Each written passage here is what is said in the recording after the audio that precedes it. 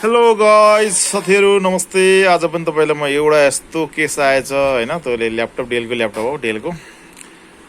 यो ल्यापटप हैन कस्टमरले बिचारा कस्टमरले बन्छ भने कहाँ देखाउनु भएछ। अब दर यस्तो अब यो ठाउँमा नेपाली भनौँ न, नेपाल एउटा सहर बजार ठुलै सहरमा यस्ता यस्ता मेकानिक छन् कि जो चिपरो आउँदैन भने मेरो भिडियो हेर क्या, गर मेरो भिडियोमा हेरेर गर सिक के। नत्र भने जतमा चलाउने होइन। यहाँ सबै निकाल्दै यहाँ फर्स्ट सेकेन्ड मस्पेड सबै उकेर फालिदिएको छ है। लास्टमा के भन्छ सिपी उडेको बन्दैन भनेर पठाइदियो है। यस्ता यस्ता मेकानिकहरू देख्न पाइन्छ। समस्या एकातिर छ तर छेडेको छ अर्कातिर है त। समस्या इजी छ क्या, के छ त यहाँनिर हेर। यहाँ सबभन्दा पहिले के गर्ने हामीले भन्ने, पहिले सबै कोइल चेक गर्ने। कोइल चेक गर्दाखेरि हाम्रो के छ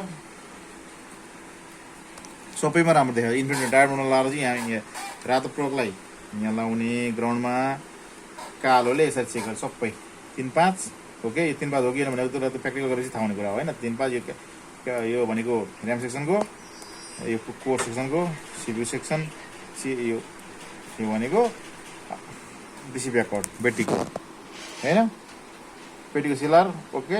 अब यहाँ के छ 19 भोल्टको सिएलआर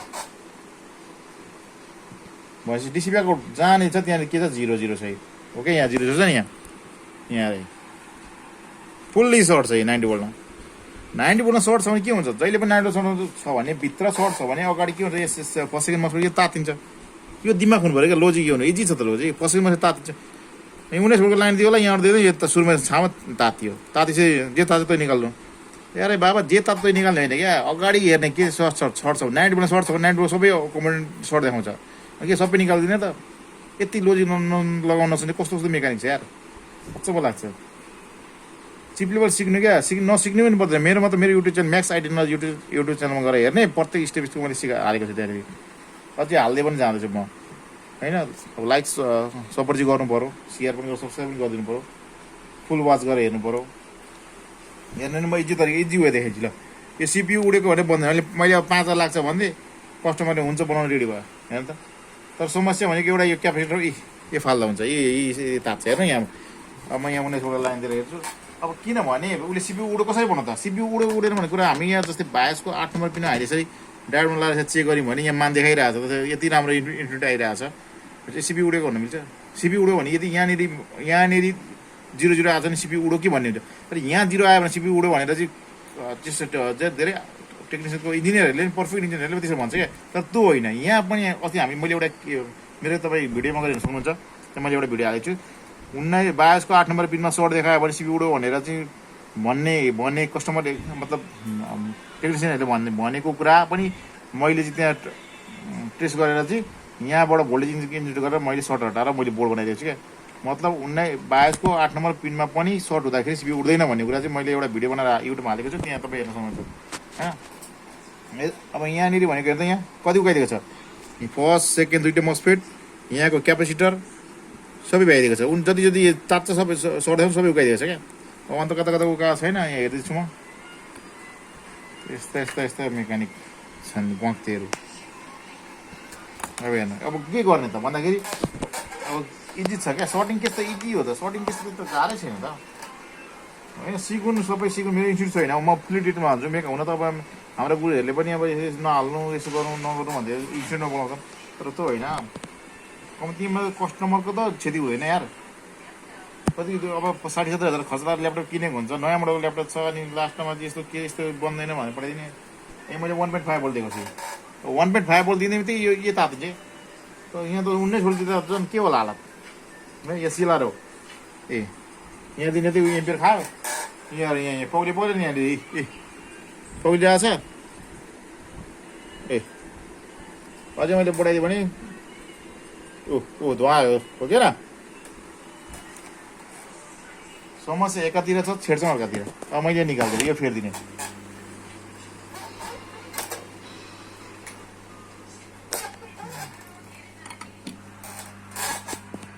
यतातिरको तातेको छ त दुइटै 19 भोल्टको लाइन उकाल्दा मैले दुइटै क्यापेसिटर फेरिदिन आँटेको।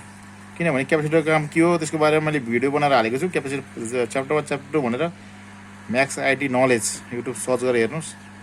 त्यहाँनिर त्यो क्यापेसिटर पार्ट 1 पार्ट 2 मा दुइटै हालिदिएको छु। डिटेलमा छैन, ओन्ली फर ल्यापटप मोबाइलको लागि स्पेसल भनेर मैले भेरिएबल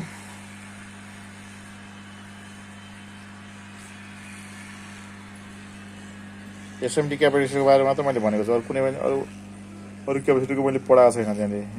अलि एसएमडीको लागि हामीलाई चाहिने यही त हो। हामीले टेक्निसियनले त यो छ त किन तातिर आएको छैन।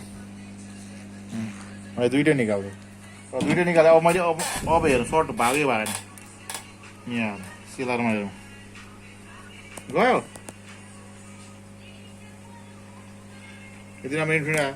अब त क्या भन्छ फेरि त्यो बोर्ड लिने क्या यस्तो क्यापेसिटर प्लस माइनस हुँदैन। मैले भनेर अस्ति भनेर भिडियो हालिसकेको छ हो। यहाँनिर छ यो क्यापेसिटर हेरौँ पहिले सर्ट छ छैन। सर्ट छैन भने दुइटै क्यापेसिटर ओके छ। दुइटै क्यापेसिटर मैले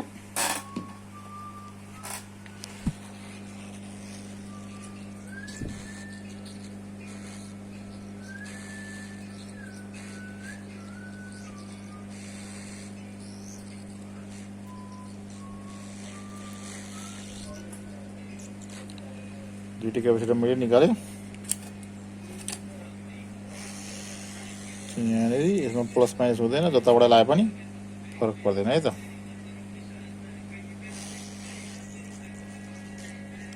नहाल्दा नि हुन्छ, तर नहाल्दा के हुन्छ प्रायः त भोल्टेज कम हुँदा ल्यापटप स्टार्ट नहुने। क्यापेसिटरको काम के हो, क्यापेसिटर के काम गर्छ त्यो पहिले भिडियो हेर्नु, त्यहीँबाट बुझिहाल्नुहुन्छ क्यापेसिटर किन चाहिन्छ भन्ने कुरा पनि। मेरो त हावा पहिला पेट्रोलले के होइन, पेट्रोलले राम्रो साफ गर्छ। मसलाहरू के लगाउनु पर्दैन, दुनियाँ लिक्विडहरू पाउँछ तर पेट्रोल जति राम्रो मलाई कुन कुन आयो।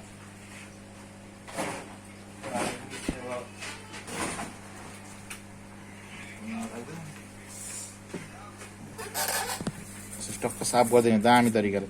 अब यो पनि लगाइदिनुपर्छ पहिले। अब त्यो नलाइकन हामी भोल्टेज दिएर हेर्छौँ होइन। एमडीमा यस्तो हुन्छ, पेस्ट पनि साथीले सबै खाइसकेको छ।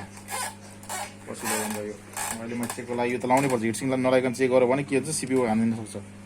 त्यसले गर्दाखेरि हिटसिङ लगाएर चेक गर्ने, जहिले पनि चेक गर्दाखेरि।